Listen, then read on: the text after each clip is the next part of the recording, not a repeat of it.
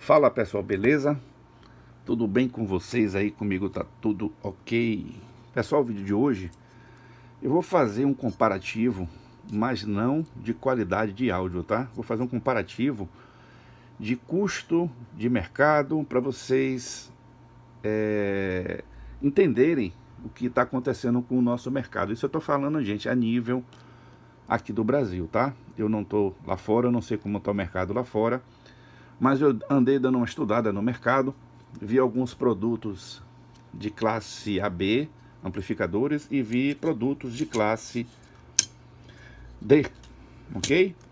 Então, gente, como a gente sabe a tecnologia, a gente não tem como frear ela, não tem como mexer de forma mirabulosa para que ela se torne perpétua, mas eu digo para vocês, amplificadores classe D estão chegando, e estão chegando forte aqui no mercado, tá, gente? Isso não é novidade para ninguém. Mas do mal que sofre esse. Aí eu falo, que mal é esse que a gente sofre?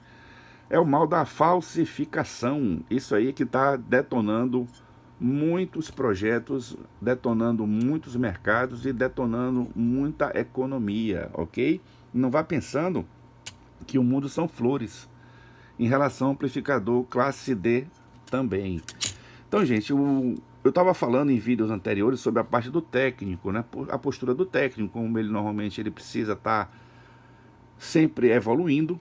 E o amplificador também é um tipo de produto que ele cada vez mais está se tornando complexo, tá? Para melhorar a qualidade. Eu ainda não vi nenhum tipo de amplificador classe D que chegue perto aqui do amplificador classe AB. Então é por isso que eu ainda não desenvolvo amplificadores classe D.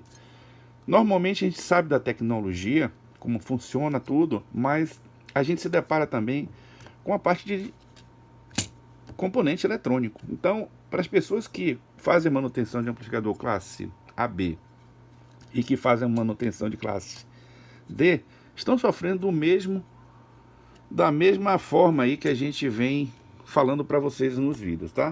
Vou mostrar para vocês aqui um amplificador que até tem um custo barato em relação a outros produtos. E o que eu pude perceber foi o seguinte: esse amplificador aqui, ó, você compra ele por 100, 120 reais. Ele tem um som razoável em relação ao que ele se propõe, então ele não é um amplificador ruim. Mas tem um detalhe: essa versão aqui, no caso, é uma versão falsificada do original. Então, se você abrir aqui, ó, você vai ter uma surpresinha que muitas pessoas têm em amplificadores classe AB, principalmente quando vai fazer manutenção, que é a troca dos transistores de saída ou transistores drive, enfim. Então, a pessoa consegue pegar um transistor que tem um custo pequeno e falsificar. Então, se chega a esse nível, é sinal que dá dinheiro fazer esse tipo de atitude que está aí no mercado. Então, o que está acontecendo é o seguinte: o mercado brasileiro, eu vou falar do mercado brasileiro, que é esse que eu acompanho, é um mercado prostituído de peças e componentes, tanto para o amplificador classe AB como o amplificador classe D. Então, gente, o que está acontecendo no mercado é o seguinte: o amplificador classe AB ainda está sendo mantido no mercado pela qualidade que ele oferece e também pela possibilidade de sofrer manutenções e melhorias, né? Então, tem técnico que pega um amplificador de classe AB e deixa ele tinindo 100% como se estivesse novo, ok? Já o amplificador, gente, classe D, a gente não tem esse tipo de facilidade que eu chamo. Então, o que está acontecendo aqui? Você compra um amplificador classe D, estou falando amplificador finalizado, tá? Com um gabinete, tudo certinho. Coloca ele para tocar e pode ter certeza, gente, um dos maiores problemas do classe D são as fontes de alimentação. Fonte de alimentação chaveada é uma fonte que eu chamo problemática. Problemática em relação ao tempo, ok? Eu sei que as fontes chaveadas melhoraram e muito. Eles têm um know-how hoje fantástico em relação. Eu acompanho isso também na parte de no-breaks, que trabalha com fontes de alimentação chaveadas, principalmente os no-breaks dupla conversão. Então, esse tipo de fonte de alimentação eu já trabalho com há muito tempo. E o que eu percebo é o que? A fadiga dos capacitores, porque os capacitores de filtragem das fontes chaveadas são menores capacitâncias, devido à frequência, à alta frequência de chaveamento, não reduz o capacitor. Como um transformador trabalha em 60 Hz, eu preciso de capacitores maiores, ok? Então a relação do capacitor eletrolítico, ele é um fator importante, tanto no classe D, como na parte também do amplificador classe AB. O que acontece é o seguinte, esse tipo de fonte de alimentação, ela tem um isolamento, ok? Então o isolamento que a gente chama do transformador, porque tem um transformador na fonte chaveada, que é um transformador de alta frequência, né, para reduzir as proporções e também a proporção da capacitância dos capacitores da fonte. Então com isso o que acontece? Você tem um amplificador que é vulnerável a ruído e também um fator gerador de ruído. Então o que acontece com a fonte de alimentação do amplificador classe AB, né, numa fonte linear, quando os capacitores começam a ficar ruins?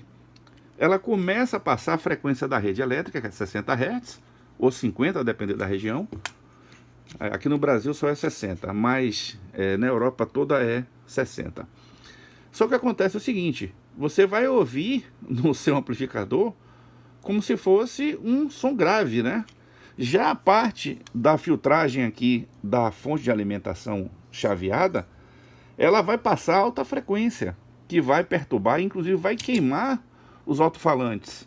Então o que está acontecendo hoje no mercado é o seguinte, as pessoas, principalmente as pessoas que desenvolvem sonorização profissional, não estão mais comprando amplificadores classe D, porque é um amplificador descartável. Ele é bom, funciona bem, funciona. Mas quando dá problema, você tem um problema nos grupos gerador que sai lambendo aí várias fontes, você não consegue colocar a fonte de novo no local. Primeiro que ela não vai estar disponível para você comprar. E a manutenção dessas fontes são manutenções complexas, que utilizam circuitos integrados especiais, que você também não vai comprar. Então, gente, a lei ainda é a seguinte, o fabricante comanda tudo isso. Ele quer ter lucro, ele quer vender mais, então com isso ele vai fazer produtos descartáveis para você comprar. Mas o mercado de sonorização profissional, aquele que eu estou estudando, ele tem um detalhe, que a pessoa que quer fazer uma sonorização, ele não quer ter problema. E quando der problema no amplificador dele, ele quer tomar conta aí e consertar. Ou seja, ele quer um amplificador durável, não quer um amplificador descartável. Porque o simples fato de estar comprando, queimando, comprando, cria um ciclo que é desfavorável, inclusive até para sonorizações profissionais. Ok? E um detalhe também que vocês têm que observar é que cada vez mais que a gente aumenta a potência dos alto-falantes, a gente tem que aumentar a potência também dos amplificadores. E eu vou falar uma coisa para você, tem um limite para isso, ok? Então você vê essas sonorizações aí de automotivas com alto-falantes monstro aí de 10.000 watts, 5.000 watts de potência. Gente, essa potência é a potência do alto-falante, mas não é a potência sonora que ele pode fornecer. Então você vai observar que um alto-falante que dá 100 watts sonoros, ele vai dar uma potência resistiva em torno de 200, 250 watts. Então o rendimento dos alto-falantes também é um fato que tem que se analisar. Observe que uma boca de 15 polegadas ou de 21 polegadas, se você colocar a nível de propagação sonora, ele vai dar o mesmo se ele for uma potência de 100 watts.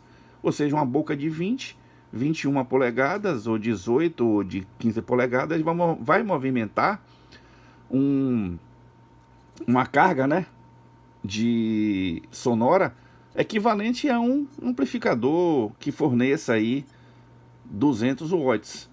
Só que tem um detalhe, os alto-falantes cada vez eles mais são duros, as bobinas são mais rígidas, os fios são maiores, a bitola. Então você tem o que? Um desperdício de energia muito grande. Então o que você poderia fazer? O que? Você ter várias caixas de som que você precisa o que? Você precisa manipular o ar, ou seja, o som chega através do ar. Se o ar que você ouve for propagado por um alto-falante de 20 polegadas, ele vai fazer o mesmo efeito que você tem uma potência de 100, um alto-falante de 100, ou um alto-falante de 1000. Então você vai ver um alto-falante de 1000 watts RMS propagando o áudio da mesma forma que um alto-falante de 100, no mesmo diâmetro de alto-falante. Então você vai ter o que? Uma compressão sonora muito parecida, vai mudar pouquíssimo, tá? Em relação a um amplificador de 100 para de 1000. O que vai acontecer é que você, com um amplificador, um alto-falante, desculpe, que tem 1000 watts, você vai precisar de um amplificador de mais de 1000 watts para movimentar ele. Ok? Que você vai ligar 2, 3, 4 e não vai ter a mesma compressão acústica que um alto-falante de menor potência, ok? Com a facilidade de excursionar a bobina. Então, gente, esse é um detalhe que também tem que ser compreendido, tá? Então, voltando ao assunto aqui de amplificador classe B e AB, o que está acontecendo no mercado é o seguinte: o amplificador de classe AB está retornando forte, principalmente em amplificadores de potência. Observe que ele vem em classe G, classe H, mas são os mesmos amplificadores com a mesma topologia do classe AB convencional. Já os classe D são amplificadores que são chaveados, eles não são digitais. Ele simplesmente tem um oscilador em alta frequência que faz a modulação, ele pega o sinal do áudio de entrada e modula.